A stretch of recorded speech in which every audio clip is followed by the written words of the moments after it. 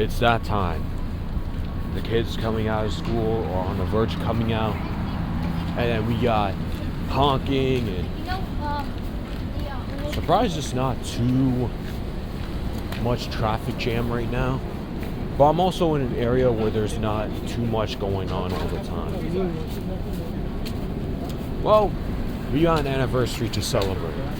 Well, I like to celebrate personally, just because I'm not even supposed to be here, to be quite honest with you. I talked about this on a few occasions. I talked about this in certain fragments, minuscule little details. So, this is my 7th year anniversary of my near-death experience. And that's probably the only near-death experience to where it really affected me to a point where I should not be here. It was the fainting/panic attack episode that I endured in the subway that one day. And it was in the morning. In the morning I experienced it. It was just a regular day, you know? I didn't know what's to come. I didn't sleep that great because I just decided, let me stay up for a little bit more. And I had to get up early because I had to go supposedly to my cousins who lives in the city. Although cousins is plural, I have many cousins. Why did I say although though? Well, I have too many cousins. Both sides. My dad's side, my mom's side, my stepfather's side. I have too many cousins. So, even my stepmom, even my stepmom, even though I don't see them, I only see them like what, once a year or so? Once a blue moon? Even then, still, I just want it to be known. I am really, really, really not supposed to be here right now speaking to you guys. I am supposed to be 6 feet under. Pretty intense to even talk about because there's just so many layers to it. And although I was talking about my deconstruction phase, my processing of it, although it has to be halted in certain instances, especially nowadays, because hey, there's just too much going on. Too many people are involved within my family, and it's just, man, I have nowhere to go. It's like if I'm the person to say I can't do this no more, it's gonna do too much. I don't want that to happen. So I just get by. And I know it's not healthy. Even know within my own conscious, within my own spirit, it's not sustainable. I can feel the overwhelming factor. And then at the same time, it's not always easy to just go off instinct. Just off rip again. So usually when you've experienced this, you usually cannot just jump the boat, jump the ship, and just automatically just go off. Because I already experienced this before. It's not the first time. I even attempted to drop out of college the first time I went, so I could just at least get a hold of myself, but they stopped me. And I think for better or worse, regardless, it's not the first time that I endured something to where I'm not even allowed to make a proper decision for myself. Even if it's dumb in hindsight, but just let me experience and let me learn from it. If I make a dumb decision, I made a dumb decision. Then in the same breath, I know it's smart too to care and just, you can't be doing this right, Mr. Z. Swizzy. Yeah. So, it was bright early. We had to get up so we can go to my cousin's in Manhattan. We took 2 trains. I had to take 7, and then we had to take what was it? The R? Something like that. And then I fell asleep on the R train because I was feeling a little bit lightheaded. I think this is where I should have really known that something was coming, but not really, because I thought it was regular for me to just, let me just close my eyes. I think I'm getting a little bit dizzy, I'm getting a little bit lightheaded. So yeah, there's that. But then I was about to start carrying stuff upstairs so I can help these guys with it, because they were bringing stuff, of course. So I went once we got the stop and we were gonna make the exit. We were about to go up the steps. I was the first one to, of course, get by and just get through, and then all of a sudden I black out. The moment that I reach the steps, I black out. I don't remember a single thing because I went unconscious for the next 30 to 40 seconds. And you know what? That wasn't even the worst part. The worst part was I was still going up these steps even when I was unconscious. But my mom was telling me that I nearly fell back, or when I was about to fall back, and when my mom was just right behind, dude, I was so lucky of the fact that my mom was right there behind me. Because if that really wasn't the case, if there wasn't even another person right behind me as well, bro, I could have badly injured myself. I could have died on the spot even. Because you know how messed up and fucked you be if you're just walking but you lose conscious of your surroundings, and going up the steps even, you just don't have any sense of awareness, so you're about to fall back on these steps that you're climbing up in the first place, and bruh, I would have suffered multiple head injuries. I probably would have I probably would be dead, bro. Listen, I had a fainting episode. I had a panic attack even. I would assume, just off whatever just happened, I feel like that fainting episode was one thing. Another, it felt like a panic attack, because even before it all happened, I was starting to become more tense and more anxious. Like my anxious tendency started to ramp up, and it got more high stakes. It elevated. So over that time, I think that's why the fainting episode happened, because I built up so much stress, so much tension, and so much worry, anxiety, fear, that it ultimately just made my body give up on the spot. I wasn't getting enough ample rest. I wasn't able to just sit and get relieved, because I was rotting at home. Even post high school graduation, it was just hell, man, hell. So after I went unconscious for 30 to 40 seconds, like, they brought me up to, like, upstairs, and they called the hospital, they called the emergency. I went on the emergency truck, and that was the first time ever I went on that emergency truck. That was crazy. And it felt so weird because it was just another regular day, you see?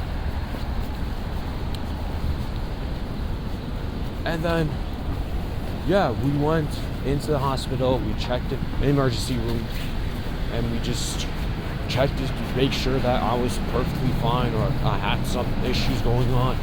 Bro, everything was normal. My heart was normal, my brain was normal. They didn't see much of anything. I spent like a few hours there, And then I got released. I got freed. Well, then these guys were relieved. I was relieved. So then we got out as a family and we just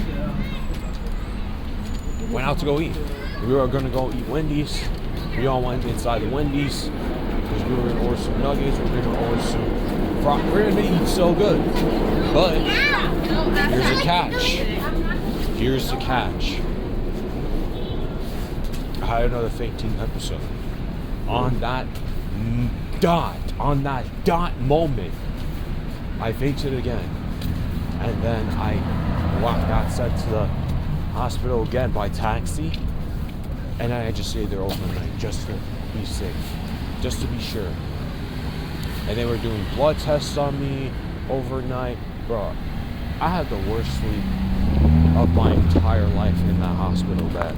Dude, can you really even sleep in that hospital bed? You're with other people that are also sick. You could also hear them be really sick, whether they're coughing or throwing up or they're just in pain. Bruh, I cannot. I only got like 1 hour of sleep. Even that 1 hour was just, it didn't even feel like an hour. It felt like a whole few minutes.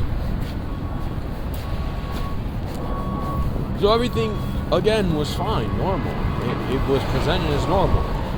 And even with that all being stated, I still had to go check my brain for certain things. I scanned for it. I had to go to, what was it, a neurologist, I believe? A neurologist for the next few months, at least once a while, so that I'm sure that I'm safe and that nothing is really that serious and nothing is really creeping up and I'm perfectly fine. So that was something. And then, of course, the aftermath, it was horrible. The next few years it just took a toll on me.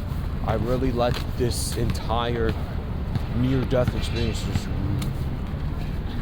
decapitate the way I perceive life in of itself, because I lived in fear for the next few years. Just waking up, I didn't want to just have my life go away in that instant. You know? It's so weird, so awkward. So, an ultimatum. The reason why I say it's a quote-unquote anniversary is because, again, I should not be here. I should be dead, bro. Then again, there's a particular reason why we have these near experiences, because we're learning that life is too precious. Life is too fragile. We're too fragile. So we really, really need to be careful with how we immerse ourselves and include ourselves into this process. Because one moment you're perfectly fine, the next moment you look like you're on the verge of dying. You look like your life is on the verge of being over in a snap. So that's scary in itself. So you gotta not only take care of your health, but you also have to be able to be as active as possible whenever you can, so that you don't overthink and overcomplicate and over-worry just the general essence of good health. Like, you're perfectly fine. You can just run, you can lift weights, you can do a bit of jogging, you can do yoga, you can do pallets, whatever that's called. You can do that. You can deadlift. You can do all of that without a single worry, with caution, of course. You can eat healthier. If you're on a diet, then you can follow that strict diet. So going from there, for me, it just reminds me that, holy cow, my life almost became an instant, not even just a nightmare, but I could have just lost that life without even me being considerate of it, without even me knowing, without even me just having the depth, having the knowledge now. I could have lost my life, and I wouldn't even know what my adult self would have been. I would have died, and I wouldn't even reach or sniff 21 years of age. I wouldn't even reach 30. I would be a what if story, but nobody even knows me, so it's like I didn't even make a mark.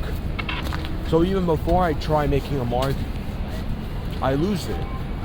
I lose that mark. I fall short. An ultimatum. Even if I'm still falling short right now, I'm still showing my journey. I'm still showing the process. I'm allowing myself to be flawed openly. I'm allowing myself to, unlike that space, to actually express myself with due diligence and all honesty without having to sugarcoat anything. Unlike that space again.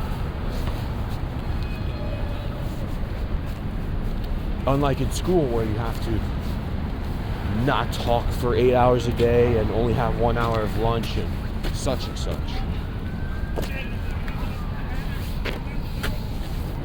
Do you guys have any near-death experiences yourselves? I really hope you guys stay safe out there and be careful whatever you do. Also look out for your health. Be sure that you're active. I gotta be sure I'm active too, because there's times where I'm not on top of it. So over the course of time, even if it's cold, this is winter time, you can still go for a little jog or two. If it comes down to it, go for a walk. Go do some yoga. Go stretch. Stretch your legs, stretch your hamstrings, stretch your upper body, do some yoga, lift some weights if you have weights at home, or go to the gym. Eat better. It doesn't have to be a pitch perfect unless you're already in that paradigm, and even then you're still gonna be like, a chocolate chip cookie does sound good. You're gonna be like that, and I don't blame you. So stay safe out there, guys. Again, be grateful that you're still here today breathing this air, because many people really haven't, or they didn't make it. Some people even die in their sleep, which freaking sucks.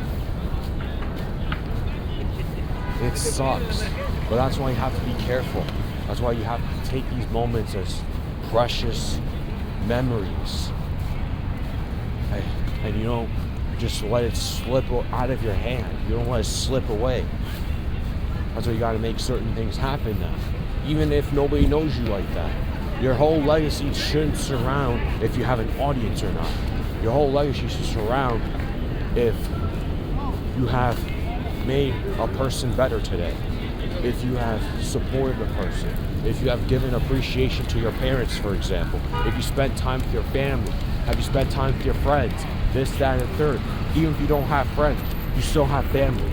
Even if you don't have much of a family, you still have something. You still have some type of support system. Yourself.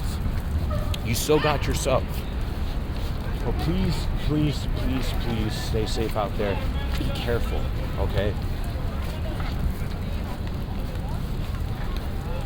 It's huge for me because even I have to recall and remind myself the reflection wasn't pretty. I have to endure a lot of, man, I don't know how long I'm going to continue to be here, especially since some of my habits within loneliness and isolation is really going to creep up on me one way or another if I don't make something possible. At least I still have my family. So I gotta give myself a little more gratitude. And I am gonna give myself a little bit more gratitude. I'm gonna give myself more credit for still making it through and through, even through some of my struggles right now. Even some of the things that I'm not happy about right now. I'm so blessed. Somebody wants to be in my position that's overseas, that's not living their best life at all. So I gotta cherish it. I gotta cherish each and every moment. I gotta cherish each and every circumstance. It's tough sometimes. Then again, this is why you focus on yourself.